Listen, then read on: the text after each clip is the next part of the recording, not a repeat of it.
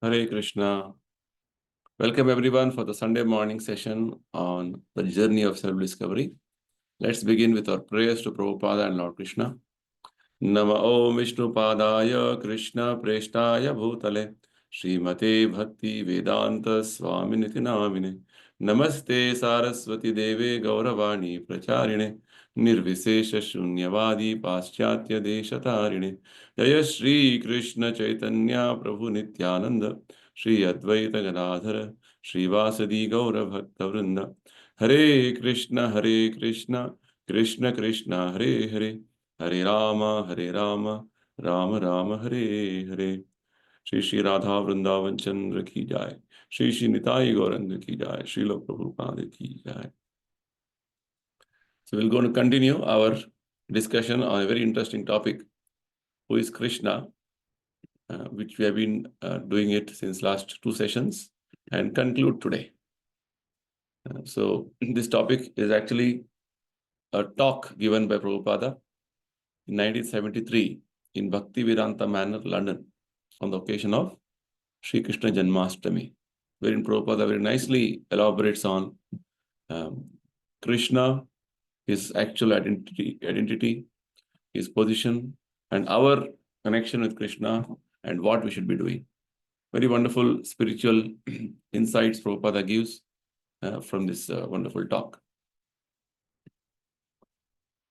All these discussions are happening by our beloved spiritual master, Srila Prabhupada, who was awarded the title of Vishwaguru recently in the Mahakumbh by all the akhadas, the 13 akhadas, were all participating in the Mahakumbh in Prayagraj. The Akhila Bharatiya Akhada Parishat has awarded Prabhupada with the title of Vishwaguru, which is the first time being given to any spiritual leader. First and only time. Right? Which means Prabhupada is a universal spiritual master.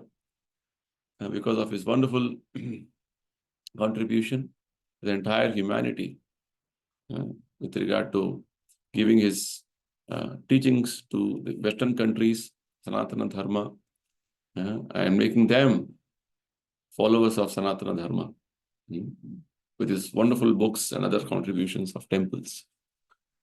So let's, offering our respects to Prabhupada, gratitude to Prabhupada, let's begin our discussions. In the previous two sessions, we have understood a few wonderful points. Just to have a short recap of those things. Prabhupada quoted a Bhagavad Gita shloka, wherein Krishna says, just understanding about him will make us deathless. Actually, we are not subject to any death, but we are thinking that I'm going to die. So what is my real identity in that way? My identity is that I am part and parcel of Krishna. Just like Krishna is Satchidananda Swarupa, we are also his part and parcel, and we are also having Satchidananda quality. Satchidananda means we're eternally blissful and with complete knowledge. So what does Krishna mean? Krishna means, Prabhupada says, he is God. This is what all the scriptures and Bhagavad Gita Krishna himself declares. And God means not that what we imagine. We should take understanding from the authorities. Authorities like Narada Muni, authorities like Prahlad Maharaj. Like this, we have great authorities like Shukadeva Goswami. So we have ample knowledge given by these authorities, and also the Vedic scriptures themselves declare about Krishna's identity. In one of the scripture known as Brahma Samhita, Lord Brahma himself says, Krishna is known as Adi Purusha.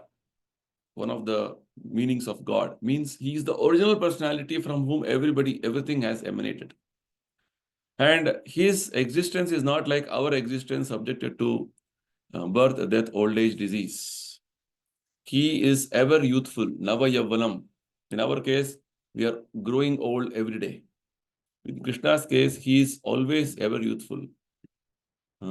And in the Bhagavad Gita also, Krishna explains that to understand Vedas means to understand him. This is the ultimate goal of education, right? Because he is the cause of all causes. Sarva Karana Karanam. This is what Krishna means, right? Our whole topic is who is Krishna? Krishna means God. Krishna means Adi Purusha. Krishna means Navayamunam. Krishna means he is the cause of all causes, right? So meanwhile, while Prabhupada was giving a talk, he also mentioned a point about what the Indian High Commissioner in Britain had made a comment about the peace in the world. So Prabhupada said, Krishna gives the peace formula in the Bhagavad Gita. We understand that Krishna is the supreme proprietor, Krishna is the supreme enjoyer, Krishna is the supreme well-wisher, then we can have real peace. Right now, these aspects of enjoyment, proprietorship, and the well-wishing aspect is being imitated by the living entities in the material world. So Krishna also has given formula how to know him and how to become his devotee in the Bhagavad Gita. Prabhupada explains. Krishna says, just think of him, just become his devotee, worship him, offer our obeisances to him, then you become his devotee. Prabhupada also says how in our Krishna consciousness movement, to see that we are demonstrating the aspect of peace by following what is known as spiritual communism. Communism basically means there is a state is the head, and all the different citizens and every aspect in the state is meant for the state. So the Bhagavad Gita, Bhagavata, and scriptures explain that Krishna is the supreme proprietor. Krishna is the supreme father. Krishna is the actual enjoyer. So when everybody understands that this whole world, what we see, is all Krishna's creation, and every living entity is belonging to him, and he is the supreme father, then everybody is directed to please him, satisfy him. This is what is known as spiritual communism. So Prabhupada gives the understanding how in our society, Krishna conscious society, ISKCON, Hare Krishna movement, all the different people from different backgrounds, different nationalities are all coming under one shelter. And all of us are very peacefully coexisting. This is an example of peace, how we can have peace. So every person in this world understands that this world belongs to Krishna and everything should be done for Krishna's satisfaction. There will be no wars. So Prabhupada gives this example of spiritual communism to explain how you can achieve real peace.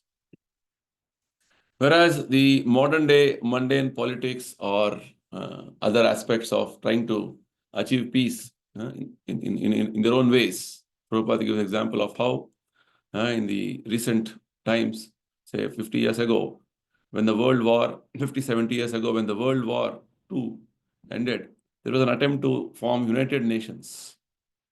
United Nations' whole purpose was to bring in harmony and peace in the entire world. But until now, no such peace we are able to see. Constantly there are some wars, fights, and things are going on like that. So mundane politics and diplomacy is not the solution. So Prabhupada in this context explains whatever Krishna has given in the Bhagavad Gita, whatever Vedic scriptures are telling us, which Krishna himself has spoken, is called real dharma. Not that whatever we manufacture is dharma. No. Whatever means, the Prabhupada gives example of how the state law means the state has given the laws. Right? That is what law means. Not that I manufacture something at home, that becomes a law. No. So real dharma means what Krishna has given, what the Vedic scriptures have given to us as the directions, injunctions for us. So when we follow this, then we can have real peace. Otherwise, there is no possibility. And Prabhupada also mentions that the whole effort of our Krishna consciousness movement, ISKCON, Hare Krishna movement, is to awaken this understanding that Krishna is the Supreme Lord, Krishna is the Supreme Father, Krishna is the Supreme Enjoyer, and all our efforts should be done for his satisfaction. Then only we can have real peace internally and externally. So this awakening of this consciousness, what is known as Krishna consciousness, is important. Not that we have to impose this consciousness on anybody, everybody. It's already there. Just that we need to awaken this with a process. The process is chanting of Hare Krishna mantra and hearing this mantra and hearing about Krishna, like the sessions we are having right now. So from here, let us take it forward. Now, Prabhupada gives the understanding, if awakening of Krishna consciousness is the purpose, how to do this? It can be done by chanting this Hare Krishna Maha Mantra. For instance, when you are sleeping, I have to call you loudly, Mr. Such and such, get up. You have to tend to this business. And no other senses will act when you are sleeping, but the ear will act. This is a special aspect of our faculties we have. Of all the senses when you're sleeping, only one sense which is active is ears. That's why when you get up in the morning, alarm rings and you wake up, right? The sound itself will wake you up. So likewise, Prabhupada says, our senses right now are sleeping with regard to our own understanding of who we are, why are we here, what is our true identity. So if this has to be awakened, then we have to chant Hare Krishna. Hare Krishna chanting and hearing will awaken our actual spiritual consciousness. Therefore, in this age, when people are so fallen that they will not listen to anything, if we chant this Hare Krishna Maha Mantra, they will be awakened to Krishna consciousness. This is practical. You see. So Prabhupada has demonstrated this practically and personally. He went all alone to the Western countries, and how, by his preaching efforts, he made everyone to chant Hare Krishna, because he knew this is the Kali Yuga Dharma. Dharma means this is the practice of religion in the Kali Yuga. Right? Only thing you have to do is you have to simply chant Hare Krishna and hear. That's all. Just Prabhupada did the same thing. He went anywhere, all over the world, and just told people to chant Hare Krishna and hear Hare Krishna, whatever you're chanting. That transformed people's life. Right? So, Prabhupada went all over the world to just preach this aspect of chanting Hare Krishna, because people are so fallen, means they can't take up any other aspect of spiritual practice. And even they listen, they can't understand. Simply if you chant Hare Krishna and hear, then our Krishna consciousness is awakened, which is so essential for peace, which is so essential for our liberation. So if you are actually anxious for peace and tranquility in society, then we must be very serious about understanding Krishna. That is my request. Right? So the whole purpose of different things which we are talking about in the present society, about peace, harmony, brotherhood, and having a very cooperative spirit of working, all that is possible only when you are serious about understanding Krishna. Otherwise, there is no possibility. So Prabhupada is making a very bold statement.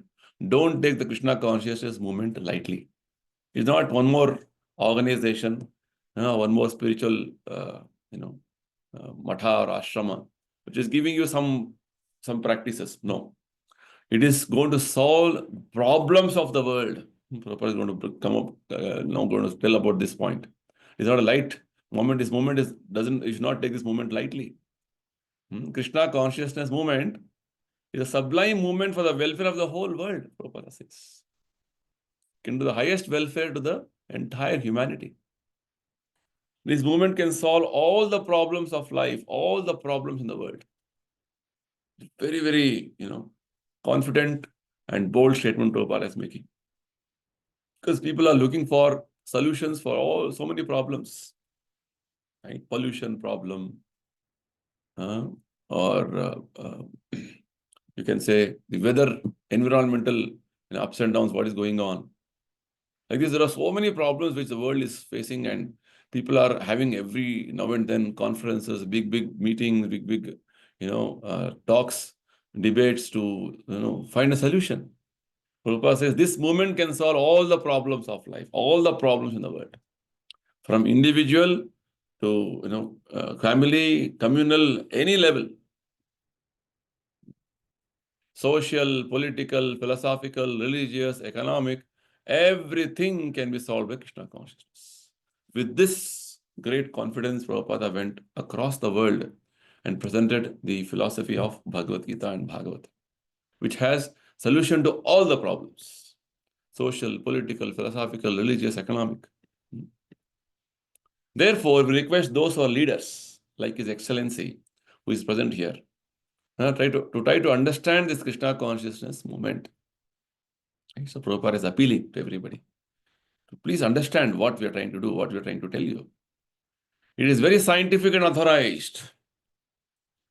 It is not a mental concoction or a sentimental movement. It is most scientific movement. Prabhupada always presented the philosophy of Krishna consciousness, the philosophy of Bhagavad Gita in a very scientific way. Scientific means it can be proven. It can be experimented by anyone in the world. That's what science means. In any part of the world, you can experiment and you can yourself demonstrate, yes, 2 plus 2 is equal to 4, or you mix hydrogen and oxygen, under these conditions, it becomes water. The Prabhupada said, that's what Krishna says in Bhagavad Gita. It is very scientific and authorized. Not that it is some concocted, some dogmatic things which Prabhupada is trying to present. No. It is most practical, scientific, logical, and universal. That's the point. So, Prabhupada says, not that somebody has concocted something in the mind or out of sentiment, I like worshipping Krishna. No. It's very, very reasonable and very scientific. So we're inviting all leaders from all countries to try to understand this point. If you are sober, if you are actually reasonable, you'll understand that this Krishna consciousness movement is the most sublime movement for the welfare of the whole human society. So Prabhupada always made this appeal and request from the most intelligent people in society. If you want to come and understand our philosophy, we'll be explaining it to you very nicely. And it is very reasonable philosophy we have. Very appealing philosophy we have. Just understand this movement, which is the most sublime movement for the welfare of the entire human society. So now Prabhupada is going to bring out one more wonderful point. Why it is very sublime, why it is very highest, it is going to benefit the entire humanity. How it is going to give welfare to everybody. Because the goal of life is amrtatvam, to become immortal. This is what Vedas say. Mrutyova amrutam gamaya. Right now we're in the world of mortality, wherein we all think that I'm going to die one day. Prabhupada began his talk in this whole discussion what we're having, telling that we are actually deathless. We are immortal. And the purpose of human life is to again revive that deathlessness or reach that deathlessness again. But right now we are under the impression, in illusory understanding that, we have to die, we have to leave this body. Actually, we are deathless. Krishna says in Bhagavad Gita, na jayate na mriyate vakadachin. I don't die, I don't take birth. What is death and birth actually? It is for the body. This we have to understand. So Krishna wants us to realize this aspect. So Prabhupada is telling the goal of life is what? To become immortal, amrutatvam. Anyone may come. We are prepared to discuss the subject matter. So Prabhupada is in one sense challenging also. Anybody come, we understand. If you have any better proposal, please let us know. We will accept that. But whatever we are proposing seems to be the best, the highest. Because Lord Krishna, who is Supreme Lord, He Himself is propagating this. He Himself is talking about this. The ultimate goal of human life is to achieve immortality. Tyaktva deham punarjanma naiti. This is our mission. But we have forgotten this. Right? So our mission of life is what? To achieve immortality. Prabhupada began his talk with the statement. Janma karma chame divyam evam yovid tatvataha tyaktva deham punarjanma naiti. This is what Vedic scriptures say. Bhagavad Gita, Krishna is talking. Punarjanma we should not get again. We should get life of immortality. This is our mission. And we have forgotten this. We are simply leading the life of cats and dogs without any knowledge that we can achieve that perfection of life where there will be no more birth, no more death. Animals are all busy in eating, sleeping, mating, defending. They're not even bothered about what is going to happen to me at the end of my life. See, if we also lead a life like any other animal, then we are as good as animals. Maybe we are having a human form, that's all. But the purpose of life is not fulfilled. The purpose of life is defeated. That's why scriptures say, Durlabham Manusham Jarma. Out of great uh, fortune, we get this human body, human form. And if you misuse it, it's a big loss. Right? So we are supposed to use this human form of life to achieve that end of no more birth, no more death. We do not even understand that there is a possibility of Amrutatvam, immortality. Right? This is the problem. Right now, we are living such a type of understanding as though, oh, life means yes, sometime we're going to live for some years, after that we're going to die. This is how life is. Totally in ignorance, totally in oblivion of the reality of life. It's called illusion. Right? So people don't even understand this aspect of possibility of Amrutatvam, immortality.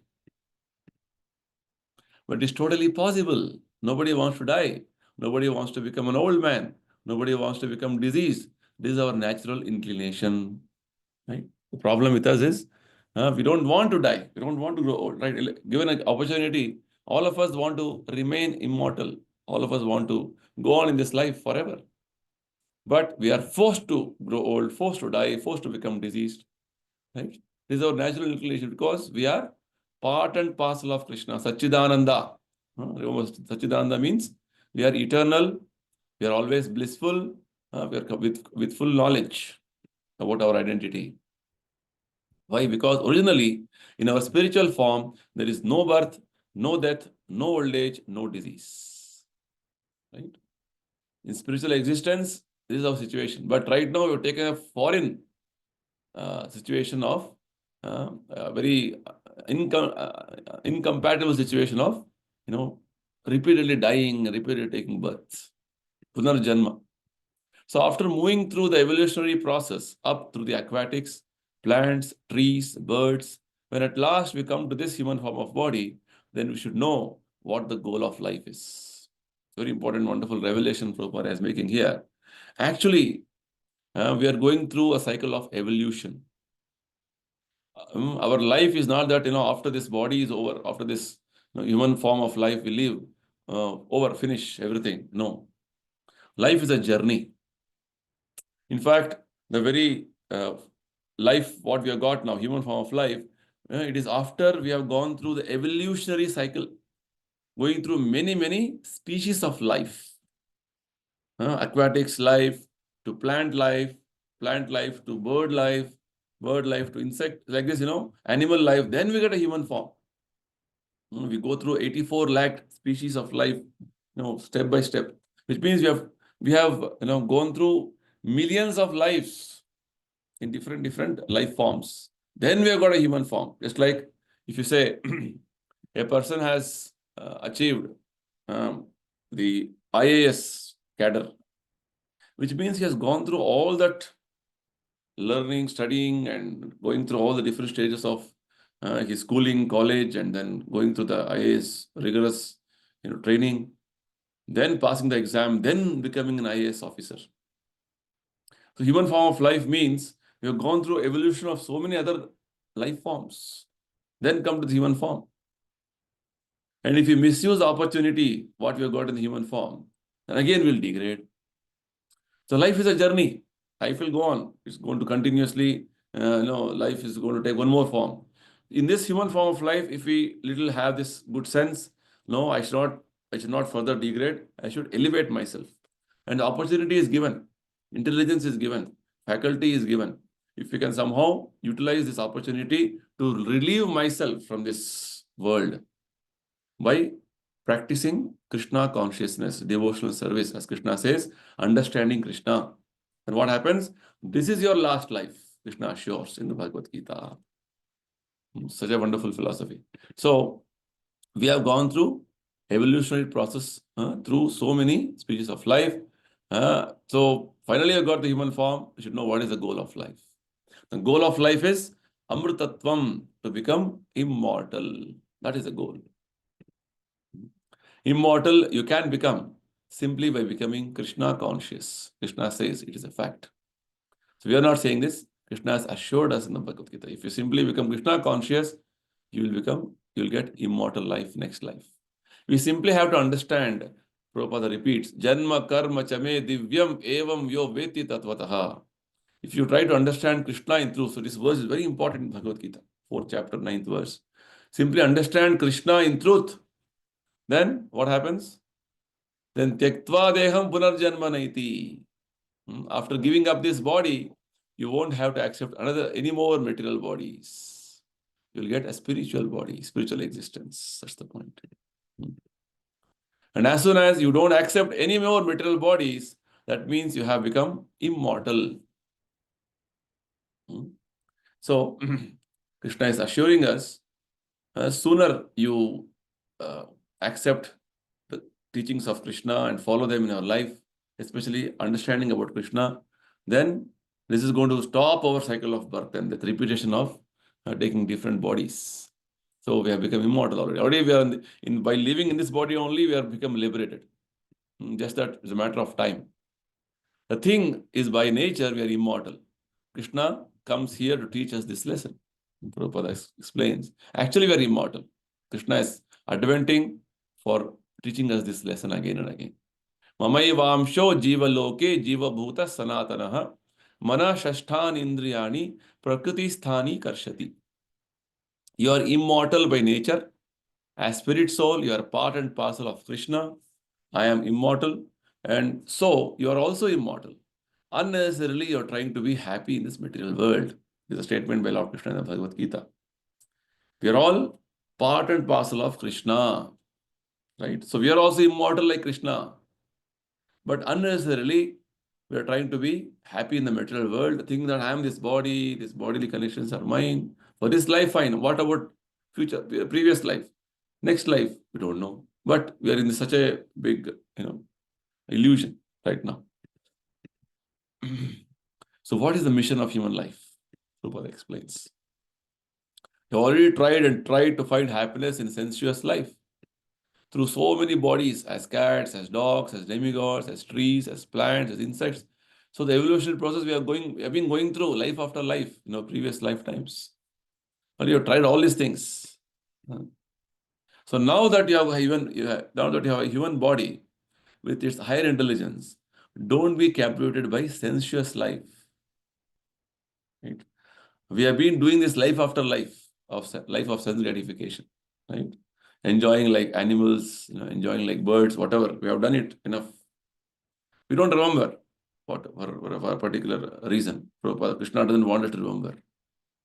But in the human form of life, we have the good sense, at least when we hear Bhagavad Gita and the scriptures, Bhagavata, that this knowledge is being imparted to us, we should at least realize, understand, we have gone through all these life forms. We are not supposed to repeat this. This is called first-class intelligence. Right? You just hear and you're enlightened. So like this, Krishna says, in fact, Prabhupada says, now that you have a human body with its higher intelligence, don't be captivated by this sensuous life. Sensuous life means life of enjoying the senses with your body. Just try to understand Krishna. That is the verdict of the Vedic scriptures. All Vedic scriptures are telling, just simply to understand Krishna. Just, if you hear Krishna, you'll understand Krishna. That's all. Nayam deho deha bhajam loke kastan kaman arhate vid bujam ye.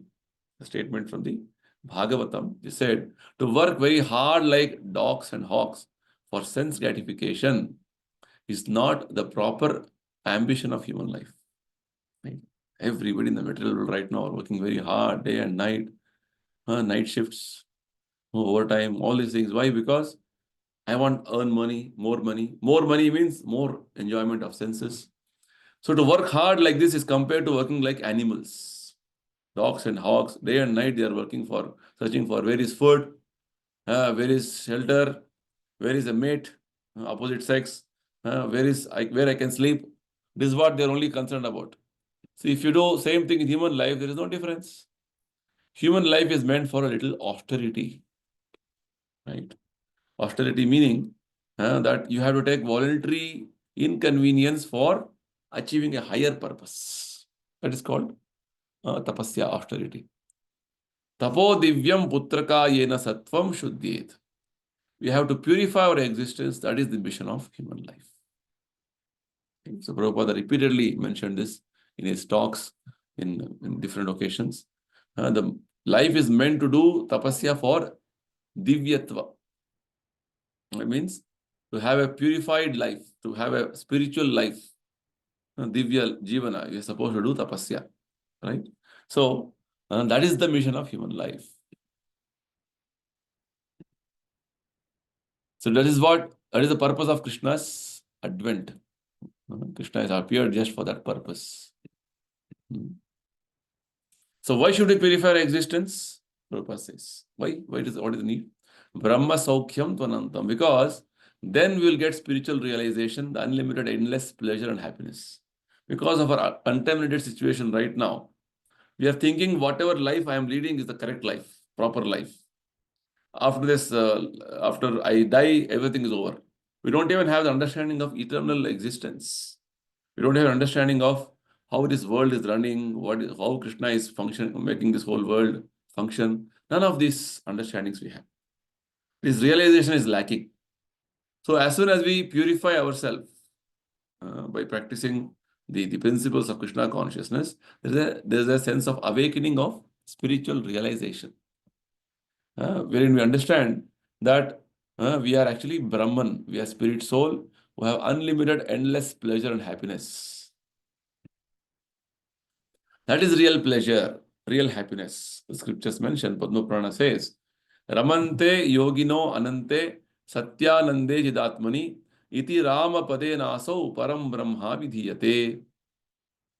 The mystics derive unlimited transcendental pleasure from the absolute truth, and therefore the supreme absolute truth, the personality of Godhead, is also known as Rama.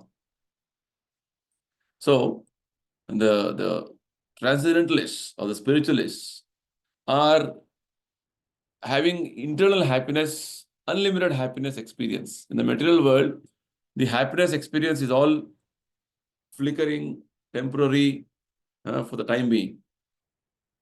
Right? Again, people are looking forward for some more sensations of happiness every now and then. Krishna says in Bhagavad Gita, it is like the sense object coming in contact with the sense.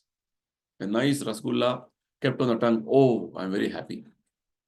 After, say 1 or 2 days, again, you want again one more sweet. That every sense is demanding because the type of happiness which you are experiencing is having a beginning and an end. Adi antavanta kaunteya. Whereas spiritual happiness which is in contact with the any spiritual activity is unending. Ramante yogino anante. The transcendentalists are experiencing unending pleasure, eternal pleasure. It's not going to have a short span of happiness. No, it's going to be unending, eternal. That's what yogis are experiencing. That's why they want to constantly be in that state of consciousness. So Padma Purana confirms that the mystics derive unlimited transcendental pleasures from the absolute truth. Therefore, the supreme absolute truth is called Rama. Rama, the meaning, the name Rama means eternal unlimited happiness. All the great saintly persons of India have cultivated this spiritual knowledge so nicely and fully. It is our actual situation. And Prabhupada was that realized personality, great Mahatma, who practiced it and was experiencing it, and he wanted to give this understanding to everybody. Formerly, people used to go to India to find out about spiritual life. In fact, people from all over the world used to travel to India to just learn this, understand this aspect. Even Jesus Christ went there. There's a historical record how Jesus Christ, when he was crucified, after that he had come to India. For almost 12 years he was here. And yet we are not taking advantage of it. Unfortunately, we are not taking any advantage of this understanding. It is not that these literatures and directions are meant only for the Indians or for the Hindus or for the Brahmanas. No. These literatures are meant for everybody. They are meant for everyone because Krishna claims, Aham Bija Pradapita. I am everyone's father. Therefore, he is very anxious to make us peaceful and happy. Right? Krishna is assuring in Bhagavad Gita. Just come under my shelter, you will be free from all problems, all the sinful reactions. Right? He is very anxious, more anxious than us, to make us peaceful and happy. Just as an ordinary father wants to see that his son is well situated and happy, similarly, Krishna wants to see every one of us well situated and happy. This is Krishna's purpose. Because as father, he wants to see that everybody is happy. And that's how Krishna is enjoying his pastimes in spiritual world. Therefore, he comes sometimes. This is the purpose of Krishna's advent. So the occasion was Krishna Janmashtami in 1973, London, Bhaktivedanta Manor, the temple of ISKCON, wherein Prabhupada was addressing August gathering there, where Indian High Commissioner was there. Prabhupada is now concluding, telling, therefore, Krishna comes to reclaim us, to tell us, please come back. Don't simply struggle and rot in this material world. This is the purpose of Krishna's advent. Thank you very much. Prabhupada finally says this in after every talk. So we will conclude here. I request the audience to write your comments or any questions you have regarding today's discussions, so that we can respond to you accordingly, appropriately. So thank you, everybody, for joining joining this session today. We'll come up with a new session, new topic, the next session. Hare Krishna. Jai Srila Prabhupada.